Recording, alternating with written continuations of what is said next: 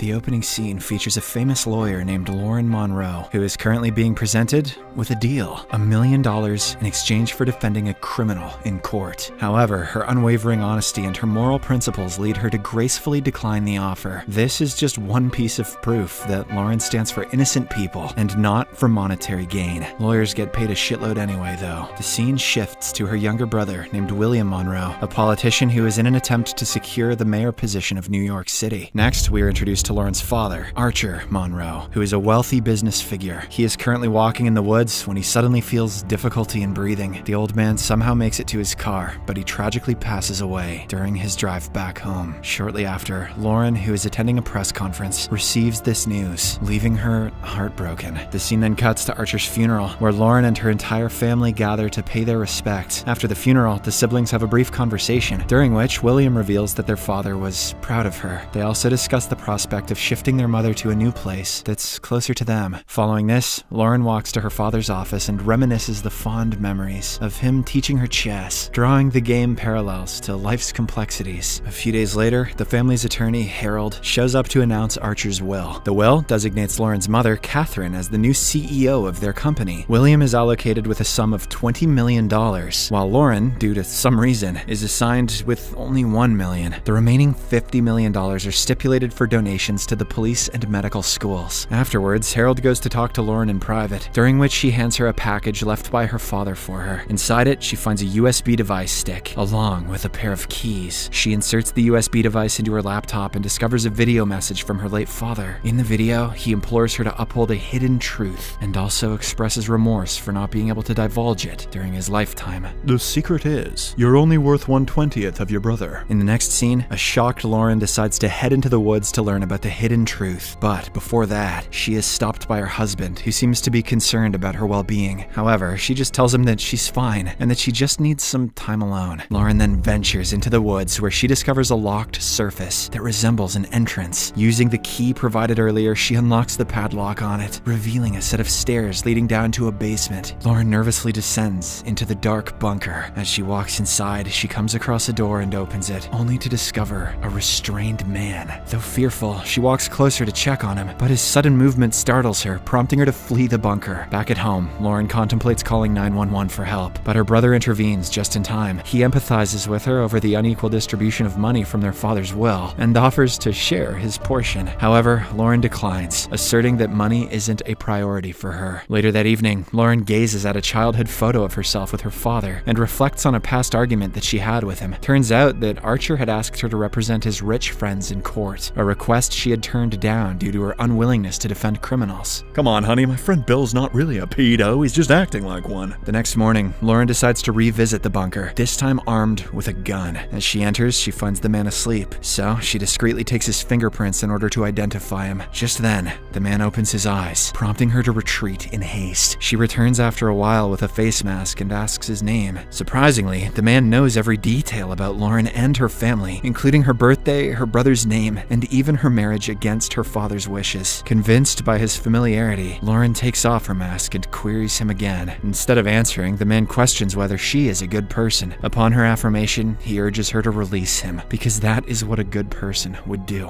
Lauren, however, remains skeptical, suspecting that he must have committed a grave offense to warrant his imprisonment. She tries to understand the situation, but the man firstly demands for a luxurious meal, including potatoes, steak, Caesar salad, chocolates, Goldwater cigarettes, and a bottle of scotch, alongside the request for a shave. Lauren threatens to leave him confined for a lifetime, but he knows that her conscience won't allow her to do so. Knowing that he has the upper hand, she decides to meet his demands and gives him a razor before departing. Upon returning home, Lauren scans the fingerprints and sends them to her family friend, Detective Emilio Sanchez, asking him to run a check on it as soon as possible. After this, she purchases all the items the man had demanded and returns back to the bunker. Since the man is provided with such delicious food after many years of confinement, he digs it all up with tears of joy. Lauren offers him a chocolate bar, which makes him even more emotional. The man recounts how her father would offer him a square piece of chocolate once a year, while leaving the rest untouched on the shelf to taunt him. After devouring all the food, he finally reveals himself as Morgan Warner. He also grabs her hand, and then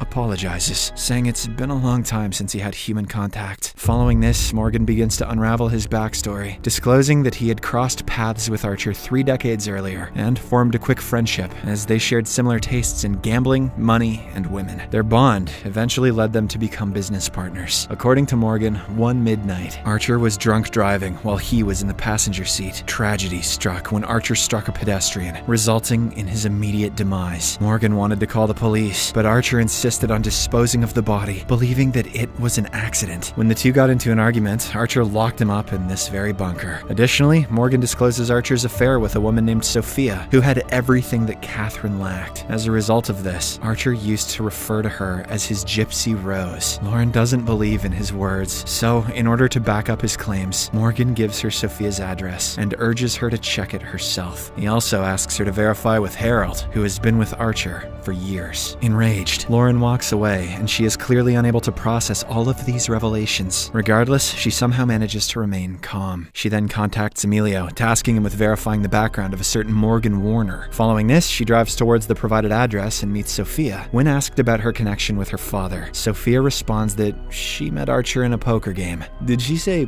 poker?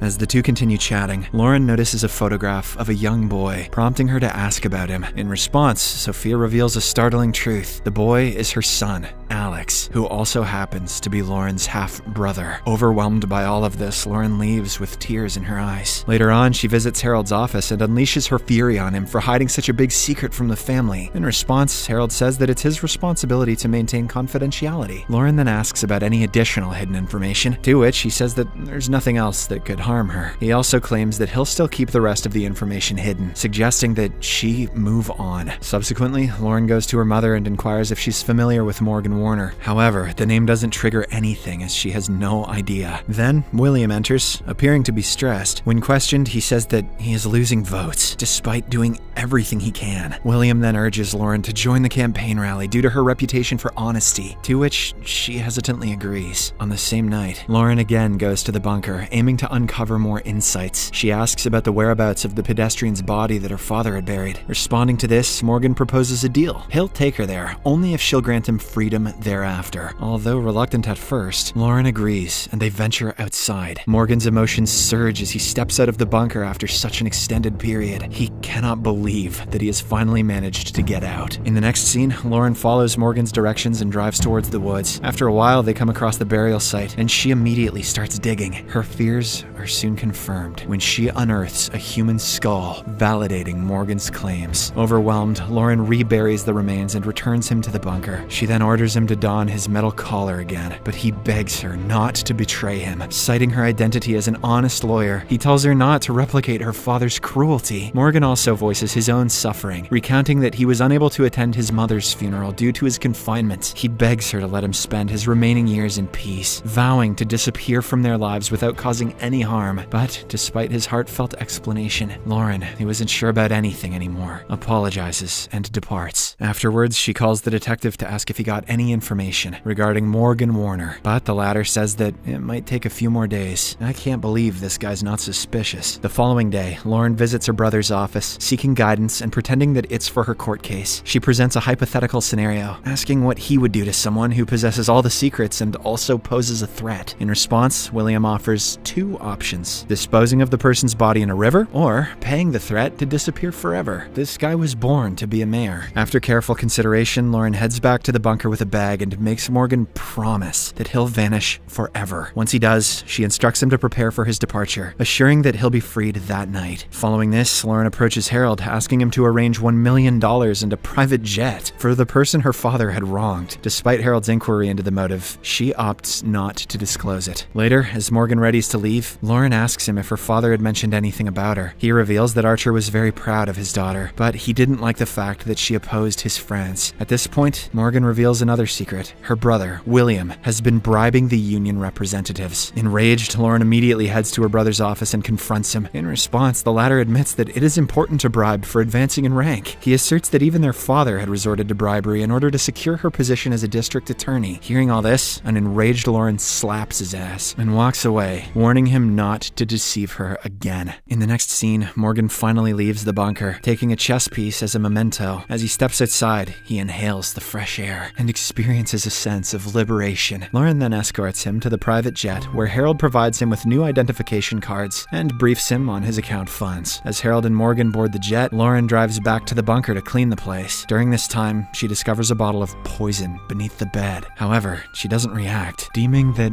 everything is over now. On the other hand, Emilio locates Morgan's file and delivers it to Lauren's residence. In the evening, Catherine arrives home and opens the package. A few moments later, Lauren enters the room and sees her mother looking at her package. Scared, Catherine expresses her concern, asking why Lauren has a picture of Carson Thomas. Lauren clarifies that his actual name is Morgan and proceeds to truthfully disclose that her father had confined him in the bunker for an extended period. In response, Catherine unveils a shocking revelation. The man is, in fact, a ruthless serial killer. Catherine asks where he is right now, to which Lauren tells her that she released him. In a state of panic, Lauren rushes to the airport, only to discover the lifeless bodies of Harold and the pilot. She soon realizes that Morgan is now after her mother. Lauren then speeds back home and freaks out when she doesn't find Catherine there. Terrified, she rushes to the bunker and finds her mother lying down unconscious. While she checks on her mother, Morgan shows up from the shadows and plunges the area into darkness by switching off the lights. He then launches a sudden attack and ties her up. Upon regaining consciousness, Morgan discloses the actual truth that he was the one to administer the poison on her father that ultimately claimed his life. He also recounts the night when he gave a pill to Catherine and forced himself on her. Archer spotted him doing so, and as a result, he drove Morgan to the bunker. On their way, Morgan distracted Archer, resulting in a collision with a pedestrian. Further revelations indicate that Morgan was the one who buried the body, despite Archer's objections. When Morgan opted to pin the entire blame on Archer, the latter retaliated by physically subduing him and confining him to the bunker. After hearing all of this, Lauren tries to sway him, assuring that she'll help him with justice for whatever her family did to him throughout the years. However, Morgan asserts that he just wants revenge, expressing his desire to make them endure the same misery that he suffered for 3 decades. He also unveils his strategy to destroy the family's reputation by exploiting the secrets he holds regarding each and every member. In a dramatic twist, he finally reveals himself to be Lauren's biological father, leaving her stunned. As all of this is happening, Catherine, who has come back to her senses, grabs the gun from the ground and shoots him in the head, ultimately killing him. The movie ends as the mother and daughter douse the bunker with gasoline and burn it to the ground. Subscribe for more videos like this, turn on notifications, and leave a like to help the channel out. Thank you for watching.